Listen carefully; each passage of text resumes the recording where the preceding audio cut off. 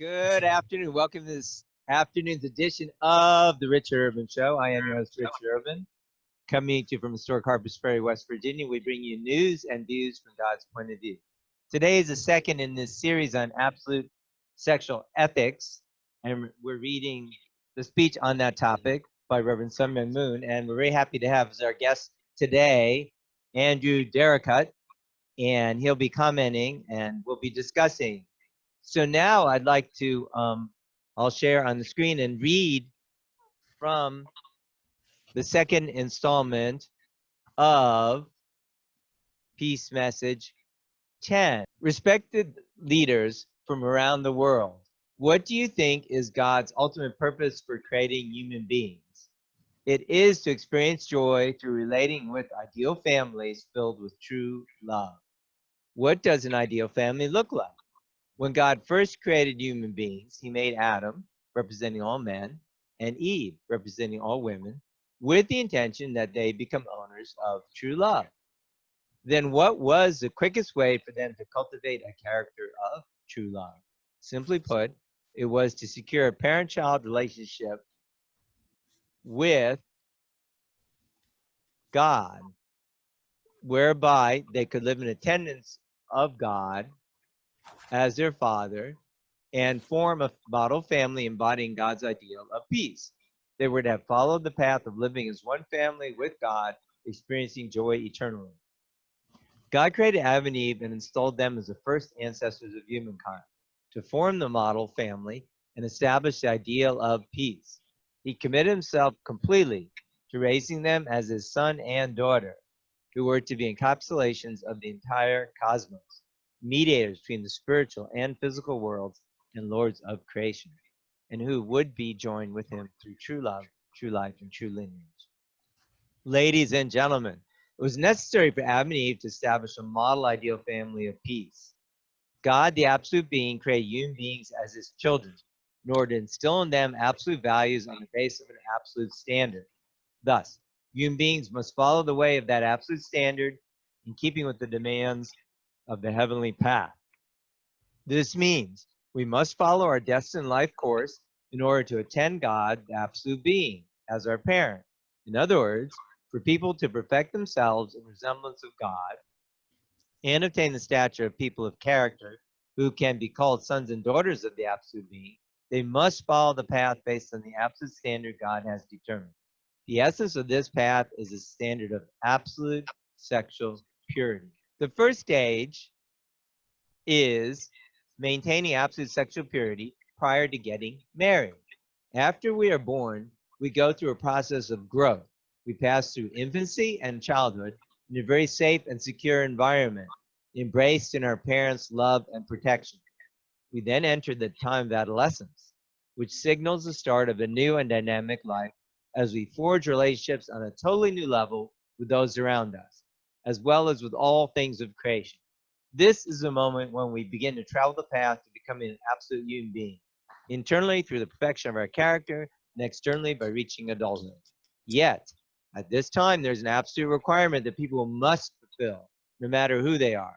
This is requiring maintaining their purity, which is a model of absolute sexual morality for human beings. God gave it to his children as their destined responsibility and duty to be carried out in order to fulfill the ideal of creation. This heavenly path is thus the way toward perfecting the model of absoluteness in conjugal love. What was the single word, the one and only commandment God gave to Adam and Eve, the first ancestors, upon their creation? It was the commandment and blessing to maintain an absolute standard of sexual purity until God's approval of their marriage. We find the basis for this in the Bible passage that indicates that Adam and Eve would surely die on the day they ate of the fruit of the knowledge of good and evil. If they had refrained from eating and observed heaven's commandment, they would have perfected their character and as co-creators stood with God, the Creator, as his equals. Furthermore, they would have taken dominion over the creation and become the lords of the universe, enjoying eternal and ideal happiness.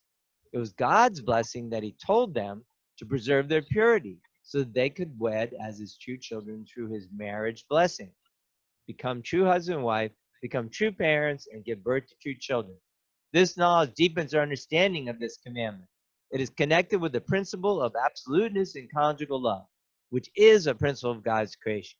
The profound truth within God's commandment has lain hidden throughout history. Human beings must inherit and live by model absolute sexual purity that is intrinsic to God's ideal for creation. This is so that they might perfect their individuality as God's children and establish themselves as lords of creation. Yeah. This ends the part two rather, reading. And I would like to get at this time, Andrew, your comments on this reading. Yeah, this is like very fundamental stuff. We need to really connect with God and also have like a true understanding of God as not somebody that basically follows us, but we need to connect with absolute God. And I think a lot of times we don't realize quite what that means. We were reading the Bible again, so you got to Leviticus, and very, very specific things about what you can and cannot eat, what constitutes something which is pure or clean, what constitutes something clean and unclean, and very, very specific rules, and very meaningful rules also, that we basically lost God. We lost the purpose of life. We lost the purpose of creation. We really do need to reconnect with that. And quite frankly, without God, anyway, the life is kind of it's meaningless. So we really need to connect with God in order to give meaning to our lives, and we need to become absolute and become like a visible expression of the invisible God in unique image. And I find this speech is like really incredible. And if we understand this, then we can read the Bible and not just read the bits that we like to read. We can understand also these like troublesome bits, like Leviticus, or all this stuff. It's like very specific things, and it repeats, many, many times about how to deal with this thing. And also Aaron's sons, they made some kind of like basic mistake and they died on the spot, very similar to Ananias and Sapphira, who died on the spot when they did something wrong. His two sons, Aaron's two sons, because they made some censer out of smoke incense, and they weren't supposed to do that, and they just died. The fire consumed them. So yeah, we don't realize what it means to be children of an absolute God, because we have been living without God and become accustomed to living without God. We also never got through the third stage of the growing period. Well, what would you say? This section talked about God's purpose of creation, and we're talking about an absolute standard and rules. So yes.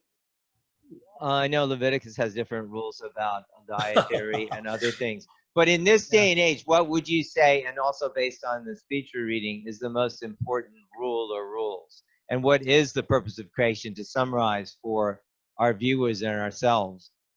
Well, we need to have no contradiction within ourselves. We should really be mirror of God, and the purpose of creation is like really amazing. It's the realization of joy. Good gracious me, in our life we face so much frustration, in relationships, and all kinds of like problems with things that don't work properly, or things that seem to be reliable. Then when you need them most, they fail.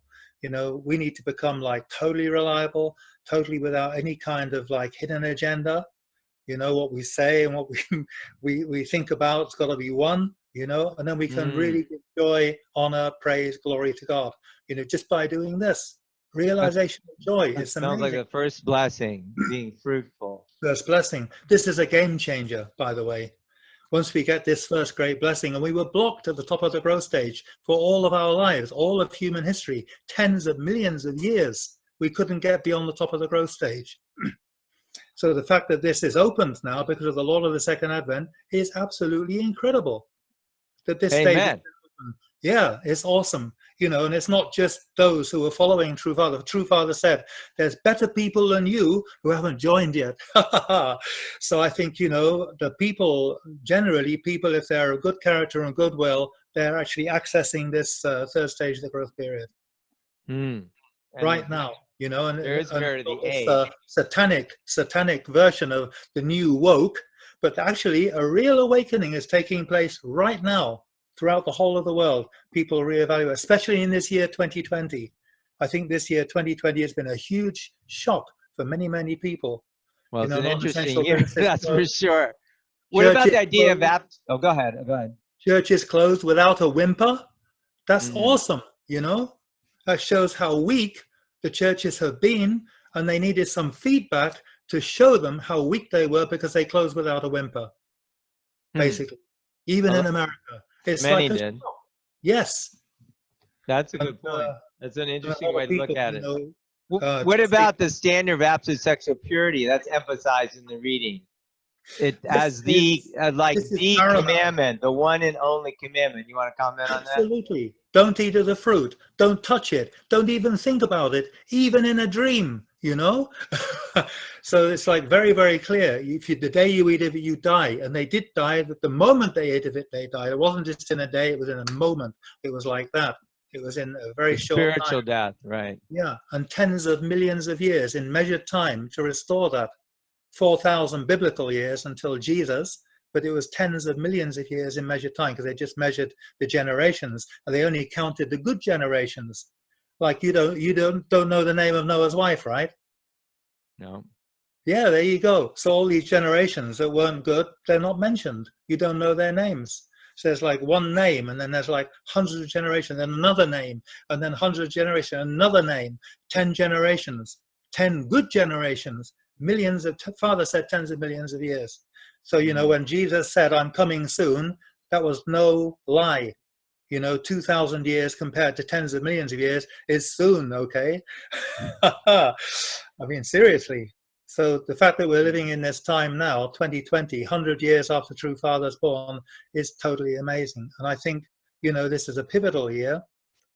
I think a lot of this craziness that we've been experiencing throughout the world, not just in America, throughout the world, you know, will die away, will mitigate from next year. I think from November the 3rd, okay? I hope so. By the way, get out and vote. I Well, yes, personally am that's right. supporting I President can't because Trump. I'm a legal alien, Oh okay? dear. So I can't Okay. Well, I'm vote on voting your for hand. President Every Trump. person I meet, I state, you know, I like your country, I like your president. Your president is awesome. And, you know, people don't know how to reply to that if they don't agree, Right. you know, Right. because he Right. is awesome. And also Pence was really good yesterday, right? He was. He was. Yeah, he spoke Yeah. clearly. He came I out with mean, some there is a really, really divide of solid good and points. evil. I don't see it as like a Democrat Republican thing, although, you know, sometimes it seems like it seems one side is closer to God than the other. But ultimately, I think it's either we're recognizing God and his purpose of creation and we're not. So, Mhm. like Reverend Moon referred to that as like head wing or Godism, that Yes. kind of idea. Yeah. Yeah, and I heard on the radio today, I'm not listening to 88.3 The Wind anymore, if you know what that is, Christian radio station. I'm listening to some talk show, and they were saying that, you know, there's the grand old party, the GOP, is also falling down on the job. They're not really fighting the Democrat Party as they should. And I was a volunteer in the midterm elections, but they didn't even ask me this year. I can't believe it. You know, it's like a really important election. I was doing canvassing. I was going door to door. I even went to when President Trump came to Springfield, Missouri. We were doing like, you know, these clipboard things. And I've got a lot of experience for this because of True Father. I had 2 clipboards, not just one. And I got twice as many names as anybody else because, you know, when somebody was doing it, I handed the other clipboard, somebody else, and doing these things, you know, this Right. about, you know, what people thought about President Trump, you know, and all this kind of thing. And but this year they didn't ask me. So I think the GOP is also falling down on the job. And President Trump is not a Republican. He's an awesome person, you know, standing on the side of heaven, who happened to be in the Republican Party because they chose him. If they didn't choose him, he would still be, you know, doing what he's doing as an independent, I think. Yeah, I agree with that. I agree with that. It's Yeah. not the traditional party system is definitely got serious issues I Because mean, I really feel it was a duopoly before. It was like two parties, like we had in England with the Conservative Party, the Socialist Party. They're the same, you know, they're the same. Doesn't matter who you vote for, the same people are pulling the strings. And we've seen that with the mainstream media right hmm. now, you know. Yeah, there's a lot of issues. I don't know if they're exactly the I don't same, know who but believes the mainstream media anymore. They're not reporting about this debate last night. I don't Because, even bother to hear their commentary. I saw them debate. I turned it off. I don't yeah, want to hear their. yeah, I have my own commentary. You know what I mean? sure, sure, yeah. So yeah. Well, let's getting back more to the speech. You know, what do you think? What's the best way, or that Reverend Moon was returned, or Father Moon, or True Father, as many know him as I do? What is the best way to prepare for a successful conjugal relationship? In the sense of what the speech is talking about. Well, I think the core of that is Hundoke, you know, and you're reading this peace messages. This is also part of Hundoke. It's part of like the home study. We need to become familiar with the word I because agree. we need to become the embodiment, substantial embodiment of the word, just as Jesus was a substantial embodiment of the word. A true father is a substantial embodiment of the word. It's opened the way for ourselves to also connect with that, but we need to study the word. I And agree. Like in this speech is laid out, and the other similar speeches in the peace messages, which is a collection of the 17 speeches. Then, and you can find a link to the different textbooks at visionroot.org. I'll put the yes, so there, you know, then True Father talks about the God's word and the blessing as a dual method. That would be the blessing of marriage, which we'll talk more about later in this series. The dual method of bringing salvation. So we have this method of salvation available, and ideally not just me on the Vision Root channel, but everybody should be on their channel giving this message to their adherents, friends, family, you know, followers, whatever. yes, that's right. We should Because become representative of it's true essential. father. Yeah, or true parents, representative of true parents. Yeah, exactly. We Yeah, need we to. need the word, and this kind of word and the blessing, which Hmm, does go beyond race, religion. The idea of the blessing, you know, think about if you have former enemy races, you know, intermarried, they can't that's hate right. their own children. This is actually the very methodology that Reverend Moon has laid out for world peace. That is, and even saying that even if it takes thousands of years, that must be accomplished. Yes, it's inevitable, and I think it's unstoppable, in spite of all the crazy things that have happened. You know, since Reverend Moon ascended, all kind of confusion, but actually the root is incorruptible. I think it's unstoppable. It's something which is inevitable, and it will sooner or later take place. I And agree. you know, It's this inevitable.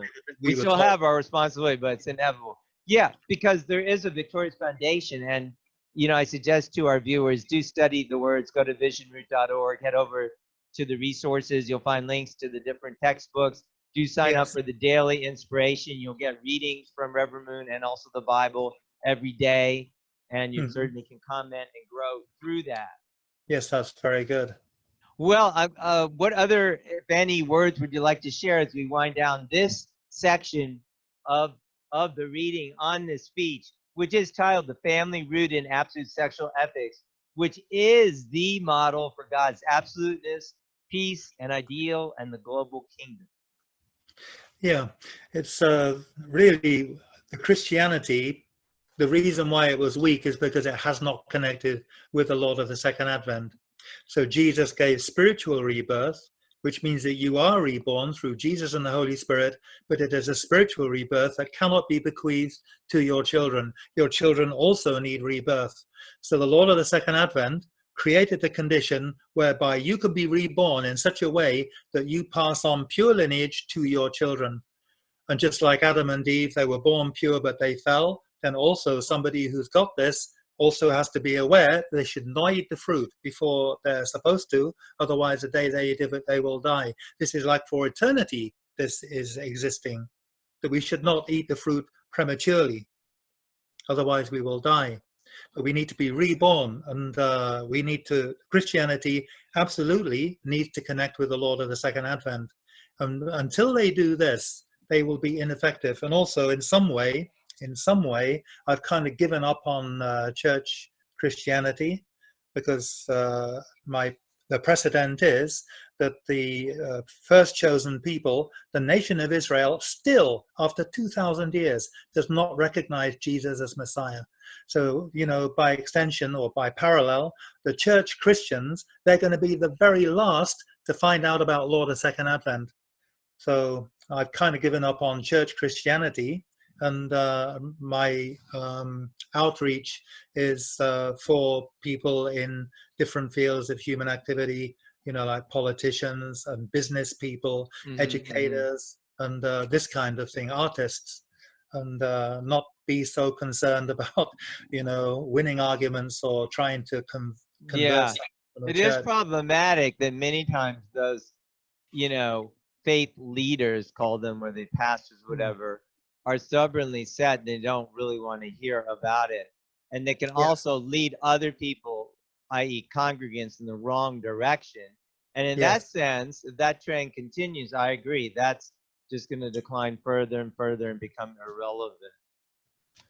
I mean, we should certainly still, put this message out in such a way that they can catch it. Yeah. And that they will never be able to say, well, you didn't tell me. I say, well, I did tell you. I've got this and this and this and this that I've done. I've probably been to 50 different churches, maybe more than that. And some of them I was pretty good friends with the ministers.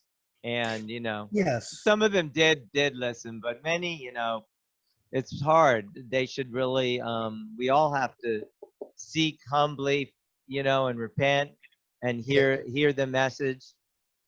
Yeah, totally. The fact that the first chosen people made this humongous mistake is like a salient and permanent reminder that we also could make such a similar kind of humongous mistake. It's not easy to see from God's point of view. This is the first fallen nature, inability to see from God's point of view. It's huge. We don't realize, because we're inside the problem, that we can't see, in a way of clarity. We absolutely need to pray constantly, as it says in the Bible, so to speak. And then, you've got some kind of chance to be able to see from God's point of view, to come into alignment with God. God is really absolute.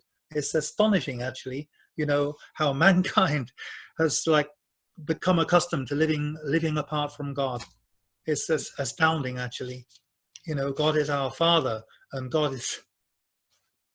Yes, there is a trend of returning back, but it is a consciousness. Stark warning, like you said. The fact that maybe many Christians, we should understand that before Jesus was crucified, who were the followers who followed Jesus? Exactly. And when he was crucified, well, there was only one, the thief on the right. That was the only follower at the end. Hello, all other followers like St. Paul and the apostles, that was after Jesus' resurrection.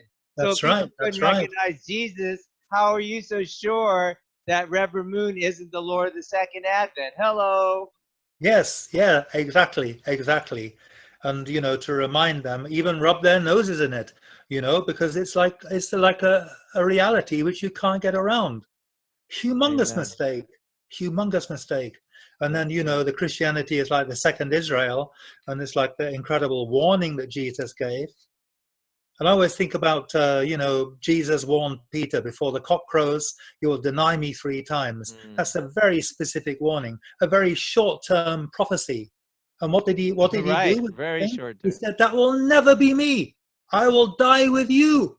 And the other disciple said the same thing. And the very next morning, before the cock crew, twice he denied Jesus 3 times.